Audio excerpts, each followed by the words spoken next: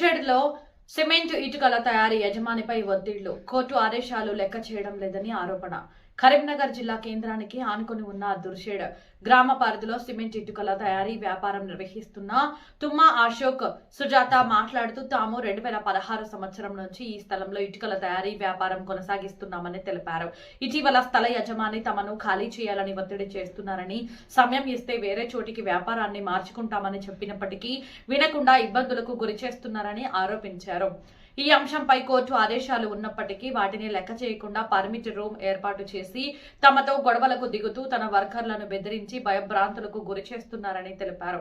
తాము పూర్తిగా కోర్టు ఆదేశాల ప్రకారమే వ్యవహరిస్తున్నామని స్పష్టం చేసిన తుమ్మా అశోక్, సుజాత తన వ్యాపారాన్ని వేరే చోటికి మార్చుకునేందుకు సమయం ఇవ్వాలని స్థల యజమానిని విజ్ఞప్తి చేశారు.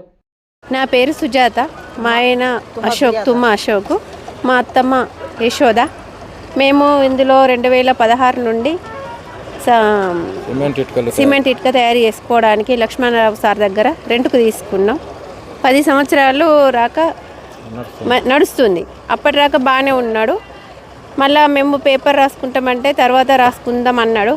సడన్గా ఈ దుర్షేడు కరీంనగర్ కలిసిందని, ఆయన వైన్స్ కార్పొరేషన్లో కలిసిందని బ్రాండ్ షాపు వైన్స్ పెడతామని ఆలోచించుకొని మమ్మల్ని సడన్గా కాల్ చేయమన్నాడు.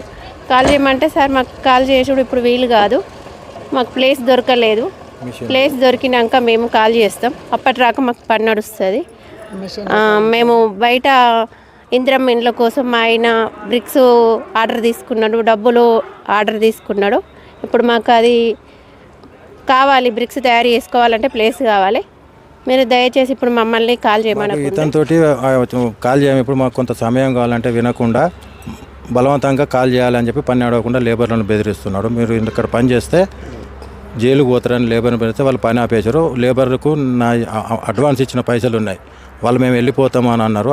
ఇదివరకు ఒకసారి అట్లనే అయింది, 2 సార్లు బెదిరించిండు లేబర్లను. మీరు ఇలా పని చేస్తే మీరు జైలుకు పోతారంటే వాళ్ళు పారిపోయినరు. అట్లయితే నాకు లేబర్ దగ్గర అడ్వాన్స్ ఉన్న నష్టం జరిగింది. మళ్ళీ ఇప్పుడు మేము కోర్టుకు పోయి బాధ అంతా చెప్పుకుంటే మాకు 20 తారీఖు నాడు ఇంజెక్షన్ ఆర్డర్ ఇచ్చింది. 20 తారీఖు వరకు ఈ నెల, పోయిన నెల 1 డిసెంబర్లో మాకు ఆర్డర్ వచ్చింది. ఈ నెల జనవరి 20 వరకు ఇంజెక్షన్ ఆర్డర్ ఇచ్చింది. మీరు బ్రిక్స్ తయారు చేసుకొని మీ పని మీరు చేసుకోండి అని మాకు ఇంజెక్షన్ ఆర్డర్ ఉంది.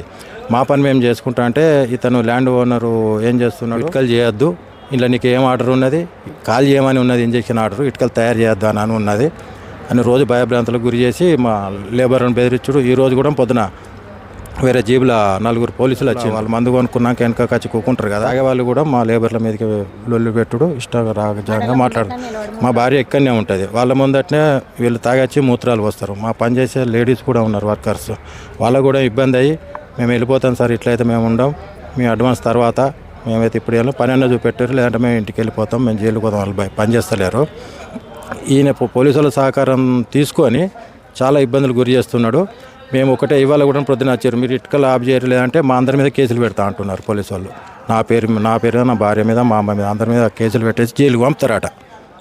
మేము డిసెంబర్ నెలలో ఏమన్నాడంటే, అశోక్ ముందు బ్రాండ్ షాప్ నడుస్తుంది, సిట్టింగు దాని వెనకాల నడుస్తుంది, నువ్వు వెనకాల పని నడిపించుకో, మీకు ఖాళీ ప్లేస్ బాగానే ఉంటుంది కదా, ఇద్దరం అడ్జస్ట్ అయ్యాం, నువ్వు పక్క నుండి దారి ఉంటుంది, నువ్వు అటు నుంచి నడుపుకో, నిన్ను ఇన్ని రోజులు ఉన్నావు కదా, నీకు ప్లేస్ దొరికినాకనే ఖాళీ చేస్తూ ఇప్పుడు నీ పొట్ట మీద నేను ఎందుకు కొడతా, నువ్వు ఇంకా టైం ఉన్నది, ఇంకా సంవత్సరం రాక, ఇప్పుడేం పర్వాలేదని అన్నాడు. అంటేనే మేము ఈ రూములన్నీ ఉంచుకున్నాము.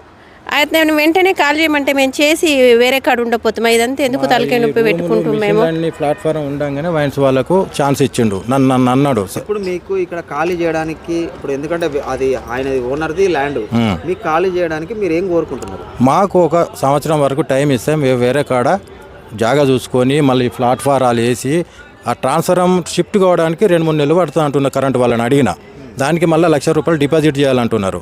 ఇప్పుడు నా దగ్గర ఉన్న పరిస్థితులలో ఇన్వెస్ట్మెంట్ తక్కువ ఉంది, నా దగ్గర డబ్బులు లేవు, అందరు ఇంద్రమిన్లు వర్క్ స్టార్ట్ అయినాయి, ఇటు తయారు చేయలేకపోతున్నా, వాళ్ళ దగ్గర డబ్బులు తీసుకొని లేబర్లకు అడ్వాన్సులు ఇచ్చి పెట్టుకున్నా.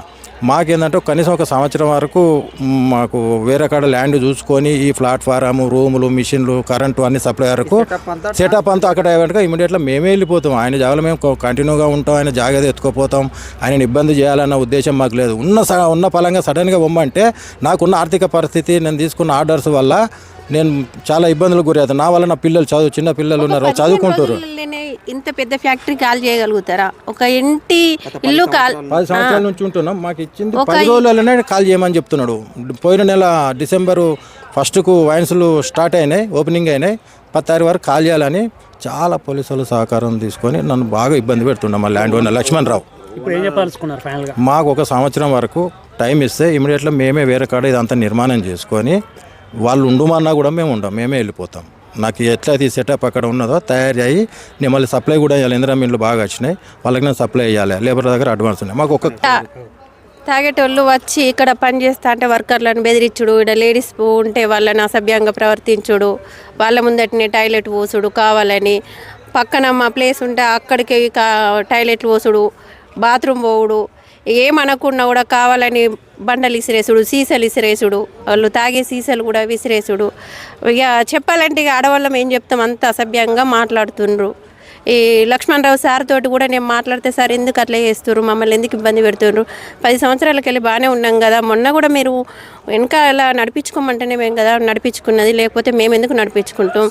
సార్కి ఏం చెప్పదలుచుకున్నారు? సార్కు మాకు 1 సంవత్సరం వరకు మాకు టైం ఇస్తే మేము బయటకు వెళ్తాం. ఈ లోపు బయట ప్లేస్ చూసుకొని అక్కడ సెటప్ అంతా చేంజ్ చేసుకుంటాం.